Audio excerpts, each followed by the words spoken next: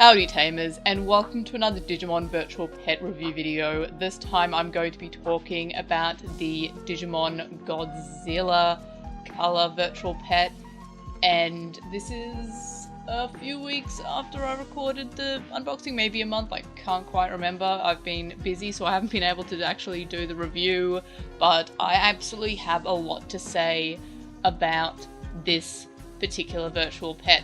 So as you can see, I actually currently have a Ramon, which is of course a Digimon, so not a Godzilla character. But the thing is, and if you are a fan of the Digimon virtual pet series, you're probably aware that the version 5 of the original Digimon release actually had the kaiju inspired Digimon on it. So that's more or less seen as a kind of Digimon Godzilla collaboration even before this official one.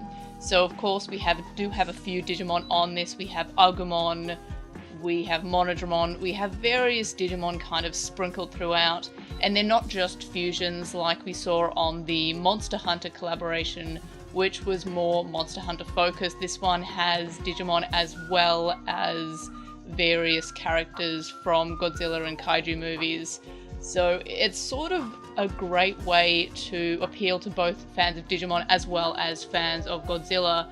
But having said that, you don't really have to know anything about any Godzilla movies or anything similar. You can kind of just enjoy it as it is. So we do have our Digimon there. We also have the Godzilla characters as well. So it's pretty cool.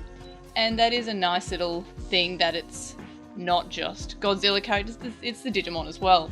So the thing that I really like about this virtual pet in particular, and there's actually a lot that I like about it, is the fact that the training game is actually completely unique to this virtual pet. It's not just a reskin of any other of the training mini-games. So there's like two phases. First phase is you have to hit the targets either up or down, and then you have to defeat the opponent. So straight off the bat, that is something that's great. I mentioned it in my unboxing video as well, is that I didn't expect the training to be something different from what we've seen on any of the other color ones, which are more or less just the same as what was on the original Digimon. So it's actually got that very unique gameplay of having two phases instead of just the one, but also having the mini game itself being different. And that's something that straight off the bat I love about this. It feels like its own Digimon. It's not just, you know, a reskin of what we've seen before, but this time with different characters. So that's something I'm very fond of. We do of course have the battle mode, the Coliseum, where you fight through it and unlock different forms and different backgrounds. And you'll also notice it has the cut-ins, which we haven't really seen much of. I believe they were on the DMX, I think, in Pendulum Z. I might be misremembering, but in any case, it hasn't really been on that many other virtual pets, so that's nice to see. But otherwise, the Coliseum is kind of what you would expect. You fight Digimon that increase in strength, and you unlock things.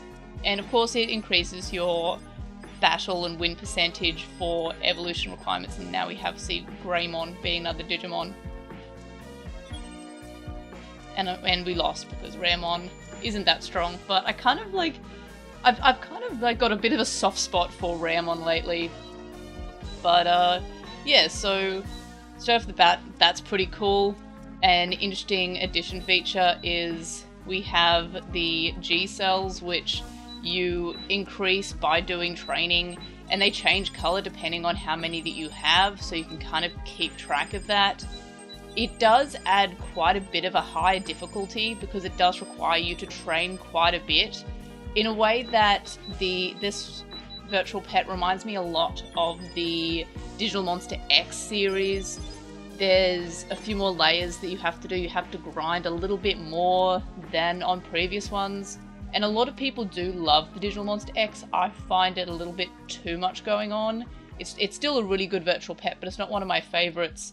However, this one I really like. It feels a little bit more unique. It feels like it's got a few more things going on in terms of it being different, but also the same as what we've seen before. It's not too different that it's completely unrecognizable. It's still similar enough, but it's different enough that it's still unique. And it feels like I'm playing, again, I'm not just playing with a reskin of an existing product. So that's something I really appreciate from it. So if someone is a fan of the DMX series, they will absolutely love this, because it definitely feels like a step up from what was on the Digital Monster X. It also has what you would normally expect. You can change the backgrounds, you can change the brightness, you can change the volume. It does go really loud, it goes mute, and then it goes like kind of normal. So that's something that's cool. The album's there. You can put it in the freezer if you want to pause it, and you can have another Digimon in backup if you're just sick of looking at this one and you want to start a new egg but you don't really want to kill what you already have. So more or less, in terms of my general opinion, I think this might actually be my favourite Digimon virtual pet that they've released for a long time. I really love the Pendulum colour, I really love the Digimon colour. The Monster Hunter colour was really great. However, the sprites on the Monster Hunter colour just felt like they didn't quite belong on a brick style virtual pet. They felt a little bit more detailed. They felt like they could have even been on a Digimon Vital Bracelet collaboration or something like that. I've seen a few people speculate that maybe it was meant to be a Vital Bracelet BE memory, but it kind of came out too late or what have you, or the Vital Bracelet had already been discontinued, but there's no like evidence to support that. It just feels like the sprites don't quite match, but we're back to the normal pixely sprites rather than the more higher detailed one, which don't really fit on the brick screen. But in any case, this is absolutely one of the best virtual pets that I think you can get at the moment. It is very fun. It's not too chunky, it's just the regular brick size. It charges with USB-C like all the other Digimon colors.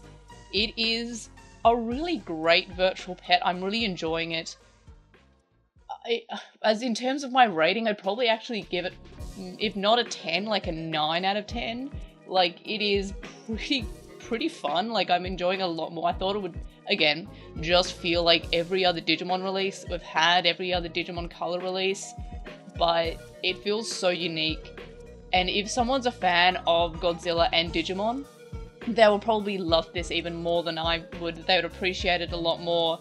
But having said that, I'm not like super knowledgeable about the series. I'm knowledgeable about Digimon, obviously, but I only have seen a few of the Godzilla movies. I've seen like maybe a Mothra movie or two, but I don't really know that much about the franchise, despite it having such a long history. So in terms of ease of use, it's a little bit more complicated than the other colors, so you do have to train to get the cells up, and that takes a little bit longer. So I guess it's more like maybe a 6 out of 10 for ease of use, so it's not super impossible, but it does require you to actually train it a little bit more. At least it feels like you have to train it a little bit more compared to other Digimon virtual pet releases. But overall, very cute, very fun, and very surprisingly unique. I know I've said it so many times in this video, and I did a bunch of times in the unboxing when I was doing my first impressions, but this is so great that it feels like it feels so unique, despite it just being another brick, because it's not just another brick, and it's absolutely worth any fan of Digimon, any fan of Godzilla trying to get their hands on one of these, because they are just so fun. Like, if you like virtual pets, like, this is a great virtual pet option. It again, yes, it is just another brick, but it's got so much more going on that was surprising. Like, it felt like it's kind of a good rehashing of an already enjoyable product. So, big fan of it, do recommend it. This video is not sponsored by anyone. but you can get them from anywhere you would usually get Digimon virtual pets. I've seen them available at a few like toy stores in Australia even, but internationally you can get it from Zen and TCG. Again, not sponsored. They have sponsored me before, but this video is not sponsored, but that's where I got mine. You can also, of course, get them from proxy sites. Unfortunately, it does have the premium Bandai release problem where if you didn't pre-order it and get it when it was first announced and first released, the prices will go up. But if you look around, I'm sure they're still available for not horrendous prices, because I feel like Premium Bandai have been making more of these to hopefully combat the scalpers and people flipping them. But yeah, so absolutely do recommend this.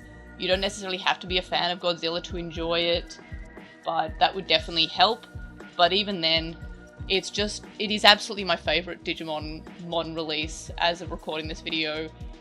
They did a great job with it. What else can I say? In any case, those are my thoughts about the Digimon Godzilla collaboration.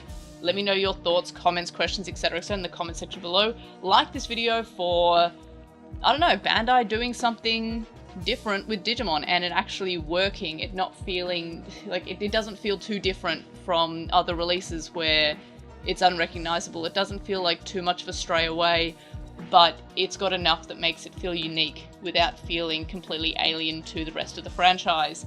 So like this video for that. Subscribe if you haven't already. If you have to subscribe, tell your friends, tell your neighbors, tell your enemies. And of course, I'll see you in the next video. Bye!